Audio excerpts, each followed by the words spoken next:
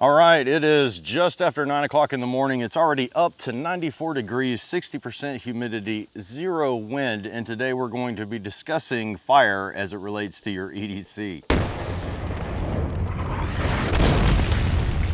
Now, Morris Kahansky, he stated that fire was the most important survival priority because it's the gateway to meeting all the other priorities. So let's start at the top. Positive mental attitude. Can you imagine how excited you would be if you actually got a fire started in a true emergency? Fire! Defense. Fire can keep predators at bay, both big and small. Shelter. I mean, there's just something about having a fire in the winter, right? Water. Boiling your water keeps you from singing that diarrhea song. Food. You are not a cow. You do not have 4 stomachs. You still have to cook your food. Signaling, you can certainly use fire to signal for help. Hygiene, I know some of you need to take a smoke bath. First aid, you can take the charcoal and you can use it to absorb toxins inside of your stomach. I think you can see where I'm going with this. Fire is important.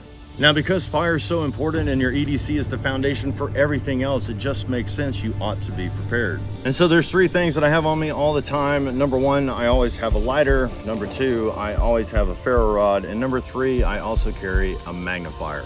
And for those of you that think carrying a lighter is stupid because it might potentially get wet, I'm gonna do this in one take just to show you. All right, brand new lighter. Yep, it works. Now, the lighter is wet. Okay. Now, it won't work. Pick don't flick.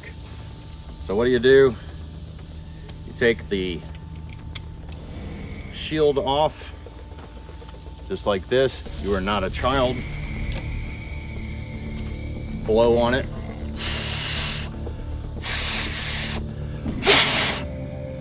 Then take your bandana, wipe down the wheel.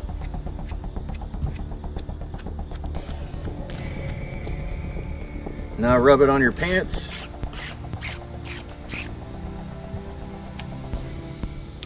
How easy was that? And then some others are gonna say, well, it won't light if it's below 30.2 degrees Fahrenheit. Put it in your pocket, dumbass.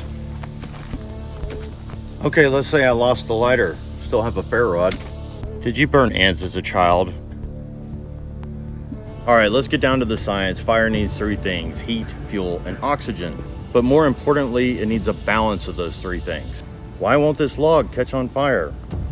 Because the fire triangle is out of balance. You've got to increase the surface area, which is why most people say you need tinder, kindling, and then fuel. You gotta start small and then you work your way up to large. If you can't light a fire in 3 seconds, then something is off in the fire triangle. Most people keep doing the Einstein thing and keep getting the same results. Sometimes when you're dealing with, really extreme wet conditions and you're dealing with less than ideal resources, you have to use something like a fire extender. Like this birch bark, for example. It will burn because of the oil. Doesn't matter if it's wet or dry, this stuff burns. And for some reason, all our friends in the north say that using fat wood is cheating. But is it really cheating if the resource is available? Just because I love fire so much, I'm gonna get just a little bit deeper. The stages of fire. So from 0 to 242 degrees, that's the first stage of fire, and that's when you're burning off any moisture or carbon dioxide. Now, once it gets to 242 degrees, that's the second stage of fire, and that's what we call pyrolysis. It's a chemical change through heat. It's actually the chemicals that are burning, not the wood itself. And the third stage of fire is when it reaches 842 degrees, and that's what we call the carbon burn. This is the embers that you see at the end of a fire at night. Now, under ideal conditions, you would go out and you would find all these resources, you would process all these resources, you would set up a bomb-proof fire lay, and everything would go perfect. Now, in my experience, people just don't do that. They don't go out there, they don't find the right stuff, and they typically fail. People just don't think ahead. They see a resource, but they don't pick it up. Thing is, as you find this stuff, you need to pick it up so you have it later for when you need it. All right, so you didn't take the time to do all this stuff. What's the cheat code? This right here.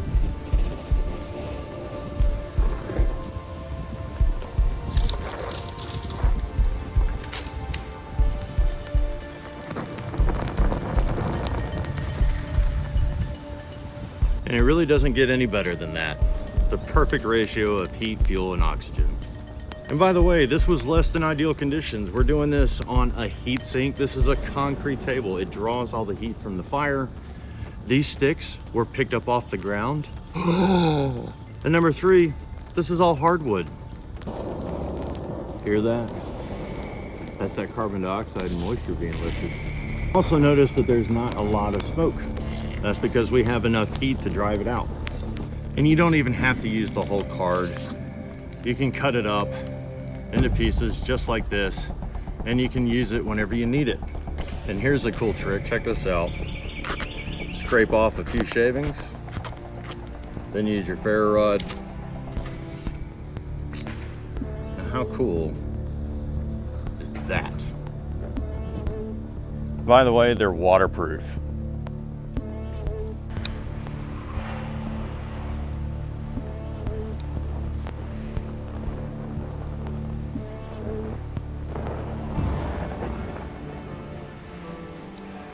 And they fit right inside your wallet.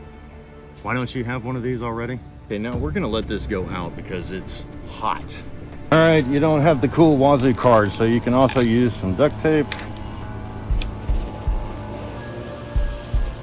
By the way, here's a little trick. Put your fingers in a little diamond like this and blow through it.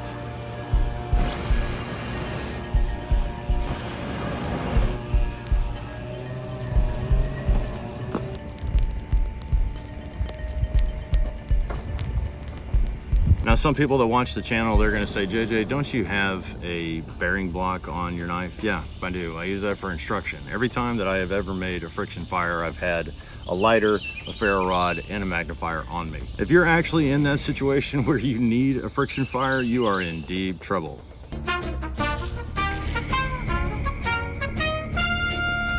So we experienced technical difficulties. It got so hot that the camera wouldn't record anymore. So I guess we're actually done lighting fires for today. Now, where was I? I was talking about the simplicity of fire and how people complicate it. The thing is, you'll never get good at it unless you practice it. Sure, people here on this channel, we make it look easy, but that's just because we know exactly what we can get away with. Now, in this video, I showed y'all the main things that I use, but I have other stuff as well. I have bandanas in my pocket. I've got chapstick. I've got Ranger bands, for example. I've also got redundancies built into my watch, and I've got redundancies built into my belt. The thing about it is you can't get too cocky. I want to say that I feel confident that I can light a fire in any situation, but the truth is that isn't true.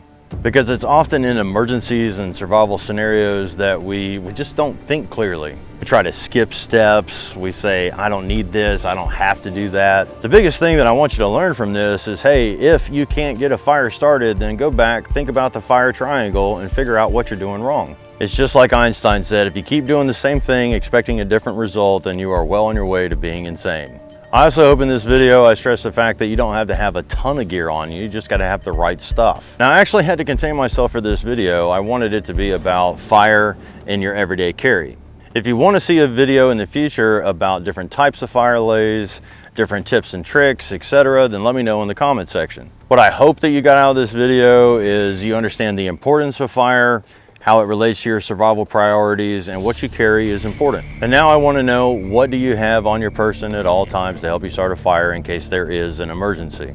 So if you're honey smack digging the video, then get in the comment section, leave me a snide remark, like, share, subscribe, hit that notification bell, and until next time, keep fueling those fires. Land of Land, your trusted source for extraordinary vacant land across America that expresses your unique, special passions, while diversifying your investment portfolio and hedging against runaway inflation. Imagine the thrill and prestige of land ownership, owning a piece of America, making the best investment on earth as simple as an online purchase. Off-the-grid serenity, pricing from $1,000 payable by credit card. Visit us today at landofland.com, America's premier land wholesaler for over a decade.